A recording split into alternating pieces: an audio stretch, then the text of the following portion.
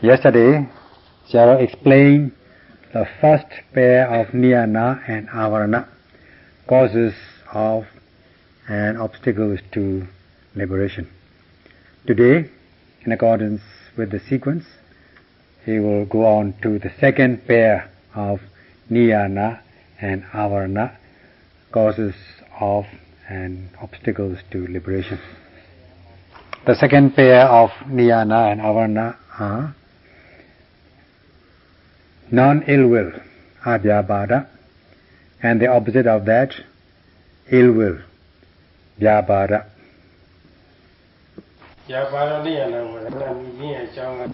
In the book of discrimination, Patisamhita Megha, it is given these things. The non-ill will, abhyabhada, is a cause for the liberation of the noble ones, pure and sublime individuals. Hence it is known as niyana, causes of liberation. And as for the opposite, because it is non-ill will, it is synonymous with metta and karuna, loving kindness and compassion. Because this leads to the path to liberation, this is known as niyana, the means of or the causes of liberation by the noble ones, the pure and sublime individuals. The opposite of this, namely ill will, vyabhada, is niyanavarana, obstacle to liberation, because it obstructs the path to liberation, and it is known as niyanavarana. And the reason for calling this as obstacle is that it blocks or obstructs the path to liberation or causes for liberation. Hence it is niyanavarana, obstacle to liberation. Now yogis are noting, by sustaining their mindfulness with energetic aim, that is, with exertion of energy and aiming,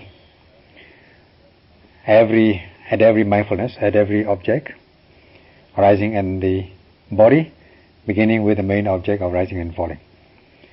So they have no ill will, or there is no ill will in the stream of consciousness, so long as they are practicing this vipassana, or their vipassana consciousness is devoid of ill will. And the consciousness or the mental state which arises together with this vipassana consciousness is also called adosa, which is synonymous with ill will, non-hatred. This also is abhyabhada. So adosa and abhyabhada are synonymous, non-ill will and non-hatred. They are one and the same.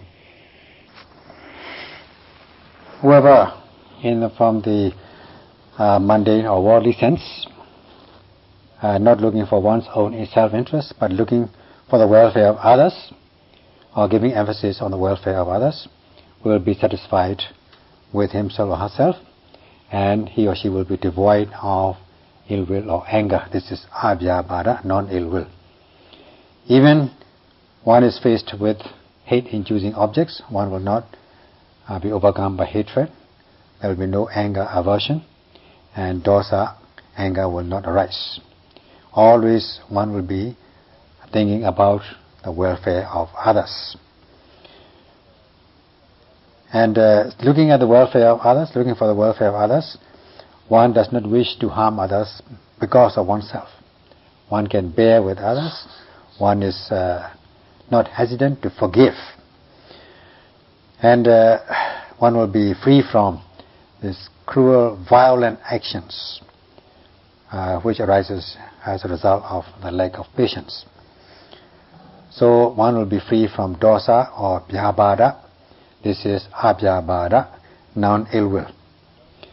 Understanding the welfare of others, one cultivates metta, extends loving kindness to others, and wishing to forgive them for any unwholesome things, for any wrongdoing, and being compassionate, having compassionate feeling to others is abhyabhada. This is very obvious, non-ill will.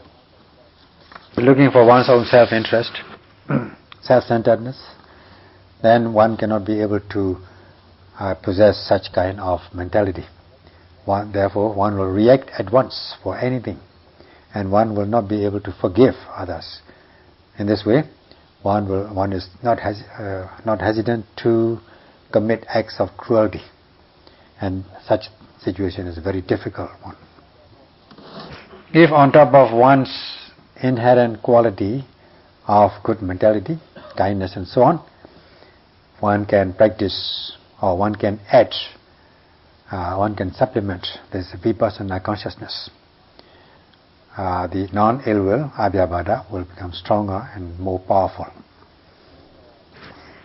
When one comes to this situation, especially at the stage of Sankharupekkha jnana, knowledge of the contemplation of equanimity towards all formations, there will be no likes and dislikes about desirable and undesirable objects, though one may face unbearable sensations during the practice, of course, and even one's noting mind is not going smooth, one will not be disappointed. There will be no aversion or ill will. And hence this is the outlet or cause for the liberation of Ariyas, the pure and sublime individuals, to realize Nibbana. Therefore, this non-ill will is a cause for liberation. Hence, one should depend on the this ill will, this non-ill will, as niyana, cause for the liberation. If one has not developed this, one should develop in order to realize this, and if it's already developed, one should strengthen this. Whether with oneself or with certain object or substance, or during the practice, if the practice is not going well, one may become disappointed. Aversion might take place. This is ill will, vyabhada. So as for vyabhada, this is a change of one's mind or consciousness, change of mind state. Originally, one will have loving kindness towards others, adosa, non-hatred towards others, but a change takes place from vyabhada to abhyabhada. Either because of oneself, because one is not satisfied with oneself, or during the practice there arises unbearable sensation, vedana, then one becomes dissatisfied, one becomes angry. This is vyabhada, ill will. So when this situation arises, when one comes to this situation, one is said to have the fermented or putrefied mentality. Just like a substance becomes fermented or putrefied or rotten, the smell and the froth come out when you open the pot or something. So, not being satisfied, dissatisfaction, one is overcome by vyabhada, ill will, and one's mind or consciousness is said to become putrefied, fermented, not being able to bear with others. And as soon as one touches it, one will react. If one is touched, one will react. Just like when one touches the putrefied material or fermented material, the froth, all sorts of bubbles and froth and odor, bad odor, it will not be a good odor. Bad odor will come out. This is mental fermentation or mental putrefaction. Once the fermentation takes place, as mental sour, the mind becomes sour. If one is not one does not look for any method to treat this sour mind, or even if one finds the method one does not practice in order to improve or overcome this sour mind, there will be a change in the materiality, the body. The body may change as a result of this mind. Mind produces materiality, such as especially the blood circulation. The blood may become very polluted or unclear and becomes thick, viscous, and this may give rise to blood pressure diseases such as blood pressure or heart diseases. And when such things happen, there can also be stress and strain and stress in the people, and even one can even die. So this is very dangerous. If one does not die, if one does not improve in a timely manner, if there's no timely improvement or cultivation or development, every time one sees this object, hate-inducing object or undesirable people or beings, one will become dissatisfied. Aversion, anger will arise. So yielding or being overcome by dosa, one can transgress. This can lead into transgressive actions by speech and body, verbally and physically, and one can go mad even. Due to dosa, anger, there is such a thing as stricken or madness with anger.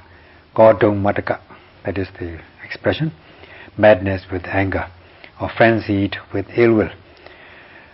And because one is always becoming dissatisfied, aversion is always arising in one's mind, this will be like a disease, a mental disease. And this mental disease is what is meant by this Godong mataka, frenzied with ill will, or madness with anger. When this vyabhada, ill will, arises, not cultivating one's mind, not improving one's mind, one will not understand the path or the way to liberation, and one cannot realize the cause of liberation. One cannot realize the path of liberation, and one cannot also understand it, and one cannot cause it to arise or develop it. Hence, this vyabhada, ill will, is known as niyanavarana, an obstacle to liberation. When the mind becomes sour or fermented, one has got to cultivate welfare, the benevolence, universal benevolence, wishing for the welfare of others, patience and forgiveness. And cultivating this mentality, one can avoid ill will. This is one way of avoiding or evading vyabhada, especially by extending loving kindness to others. May all beings be happy, or may he, she be happy, or may he, she, or all beings be free from harm, and so on. This is one way of avoiding or preventing or overcoming this vyabhada with the practice of loving kindness meditation. For those of us who are practicing the way of mindfulness, satipatthana, we are noting every arising object in the body with energetic aim, with sustaining mindfulness, and striving to cultivate insight knowledge. So in this way we are strengthening our mind in the practice, our bhavana mind, the meditative mind. In this way we can be able to overcome this ill will, mental sourness. And even if we face or we are confronted with undesirable objects or undesirable individuals, because we have matured, we have developed our mind, cultivated our mind, because the mind becomes matured, one will be able to extend loving kindness to the other individual or others, and one will be able to forgive and forget. And in this way one can overcome or avoid this kind of unwholesome state of mind. If this arises, as soon as this sour mind arises, or vyabhara, ill will, or anger, aversion arises, one should note and overcome. If one does not know the method of overcoming, and even if one knows, one does not put into practice, and if one leaves it as it is, let it run its own natural course, then this will become larger and larger, and greater and greater. Then one's life will degenerate. Like when you have a house and some defects in certain parts of the house are left without repairs, without repairing, just watching with folded arms. And these defective parts of the house will not become improved, will not become good by themselves. So if one does not repair it, manage, then these parts of the house which are which needs repair will gradually become out of repairs, out of order, and then become wasted and useless. So also, if one does not cultivate one's mind and leaving the mind, letting it run its own natural course without timely improvement, then one's life will degenerate. So one has got to prevent or improve or cultivate by the methods already discussed. If one just watches as it is without any cultivation or development, then one's life will be spoiled or destroyed. We cannot live alone on our own. We live with the family, members of the family. We live with friends. We live with relatives. We live with country people, own country people. If we live in a village or some parts of county, we live in a community, and so on. So it is necessary to be harmonious with others as with the society. So when it comes to a certain emergency or case, then there should not be such a thing as others forgive you. It should be the other way around, that you should forgive others. You should be the one who forgives others, not letting others forgive you all the time. So this is how one develops a virtuous mentality. So if one cultivates in this manner, one is bound to be free from vyabhara, ill will. One is angry with somebody, or in one's imaginary thoughts or fantasies, one is quarreling with somebody, then one may feel unhappy mentally and physically, mental distress and physically not in good condition, not satisfactory. This is dukkha vedana, suffering, painful sensations. And if painful sensations arise, one has got to note and overcome. Furthermore, if one sees or confronts these unbearable sensations or experience unbearable sensations, one may become angry, aversion may arise. Or if when one sees or hears a sight or sound which does not meet with one's liking, one does not like these things, one may become angry. When, especially in the practice, if one is noting is not going well, one may become disappointed, and that also is vyabhara, ill will. If they rise, they have to be noted and overcome. In this way, one has got to note and overcome. And if aversion or vyabhara arises again, then one All one has to do is note again, note and note and note, and overcome. Note precisely. And if by noting 2 or 3 times this Vyavada doesn't go away, one should again note and note precisely, more and more precisely, successively. Like when you have a disease, when you're sick, you've got to, if the sickness is very serious, you've got to take some potent medicine and try and get rid of this disease or sickness. In that case, this Vyavada will totally go away, will totally disappear.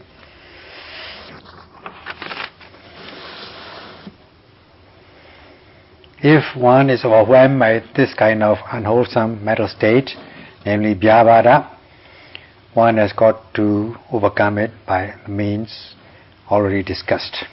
If they arise, note and overcome. And the best method is the practice of the way of mindfulness, Satipatthana. If one does not practice Satipatthana, then the mind will remain very immature and tender. If one cannot cultivate knowledge, the mind will become very immature.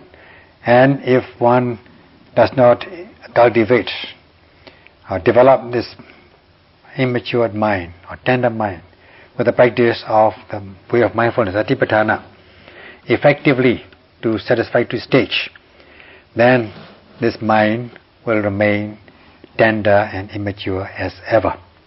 Although the body may age, the mind will remain, if the mind is uncultivated, untrained, it will remain tender and immature as ever. If the mind is not cultivated with the practice of the way of mindfulness. If anything which is small, immature or tender will be weak and will not be able to resist the enemies or the opposite states will bully you if you are weak. It will bully this mind if the mind is weak. Not only Vyavada, other unwholesome mental states will take the upper hand in one's life. So it's like tender fruits and trees. Because they are tender, because they are small and immature, they cannot withstand any rough handling. And if they are handled, they will come off and they will become rotten. So also the mind, if the mind is small and tender and immature, one will not be able to resist such adverse conditions. And so if the tree is tender, it will rot very easily. It will putrefy very easily. So also, if one does not practice this way of mindfulness in order to cultivate one's mind, if one does not train one's mind, then one's mind will remain as tender and immature as ever because it is not trained. So what are the consequences? The consequences are that if one meets lust-inducing objects, one will crave for such things. Raga will arise. And if one meets desirable hate-inducing objects, one will react with anger, hatred, aversion. The reaction will be very fast. There will be immediate reaction. And if one's mind is left like that without training, this will lead to transgressive actions by speech and body. So this is very dangerous. Therefore, Satipatthana is important to develop, enlarge, ennoble one's mind. Then one will be able to overcome such difficulties. And if only one can cultivate knowledge, then one will be able to develop the power of stamina, the power of resilience, spiritual resilience, spiritual stamina. So Satipatthana gives assurance and bold assurance, and takes the guarantee to produce or to develop spiritual resilience, spiritual stamina.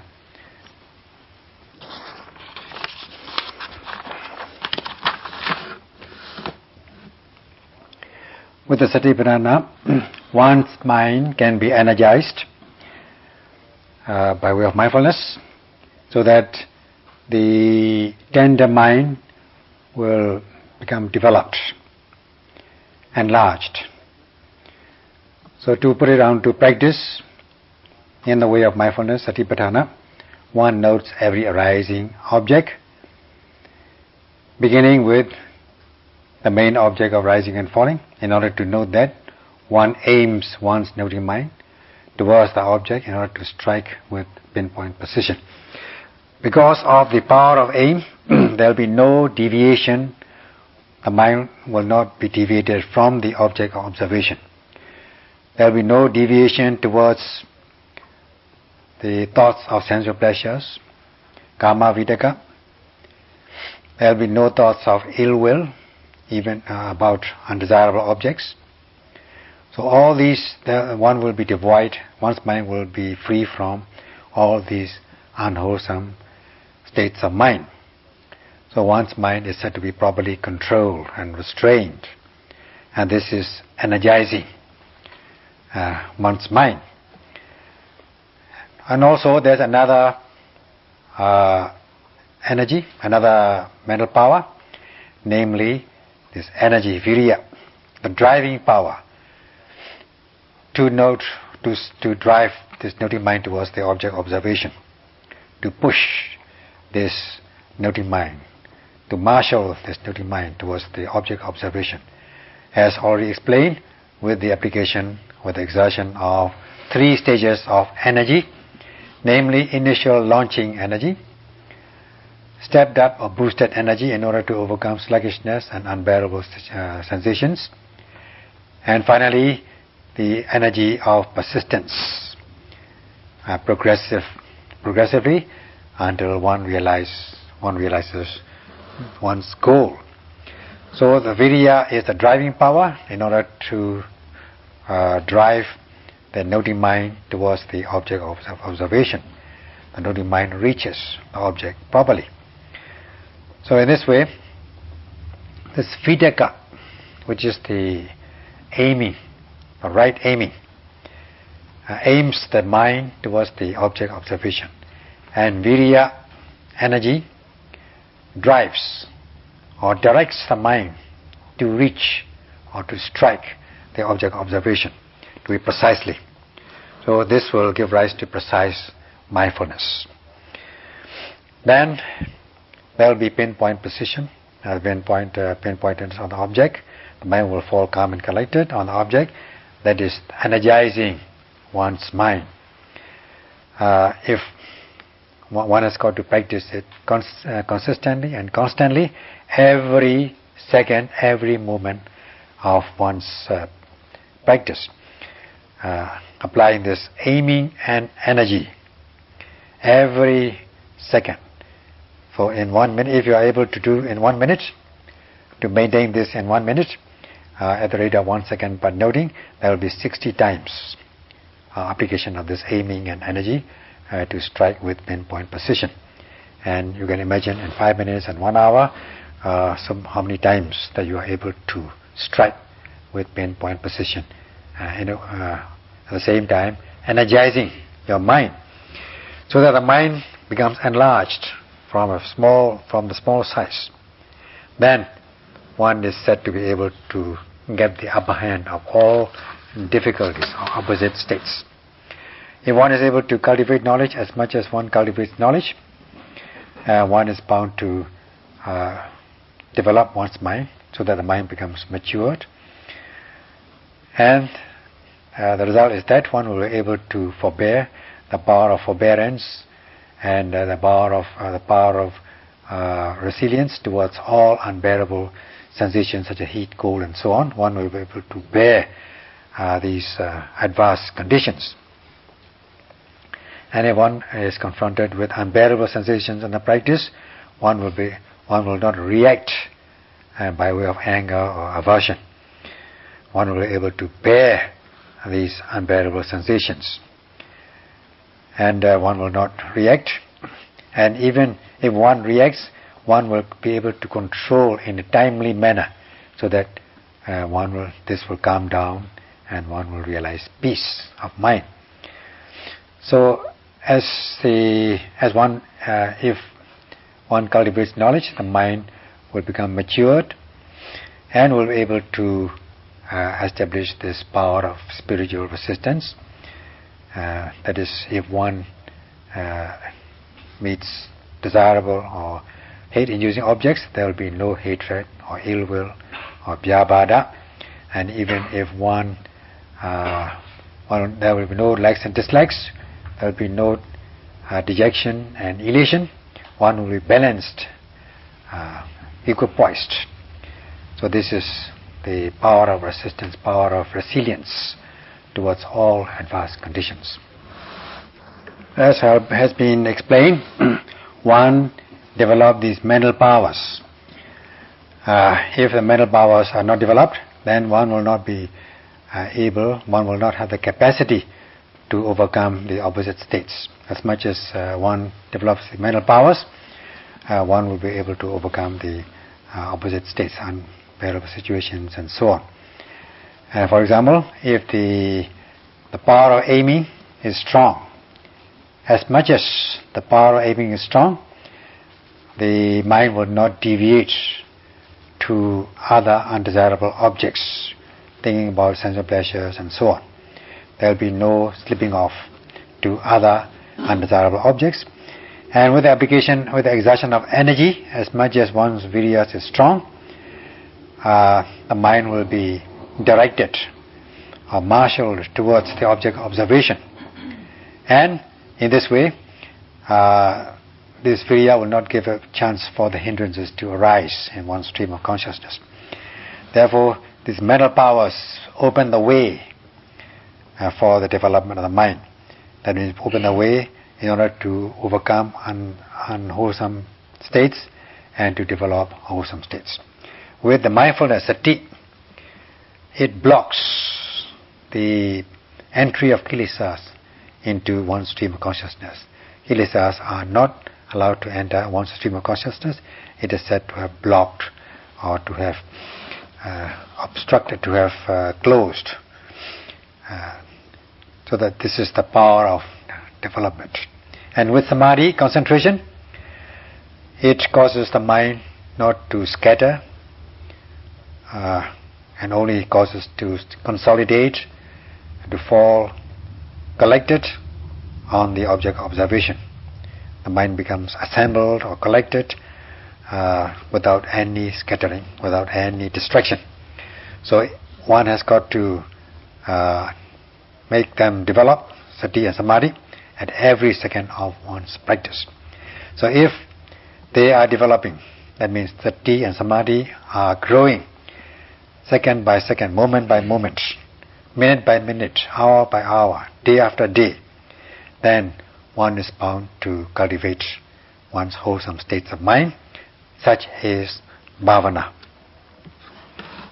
Then develop these mental powers in this way, trying to be concurrent with the object observation, with the application of this aiming and energy. One is bound to see things in their true nature, and as much as the knowledge blossoms, one is bound to become matured and will be able to develop the power of resilience. This also is bhavana. So we stop here for this evening. Sadhu, sadhu, sadhu.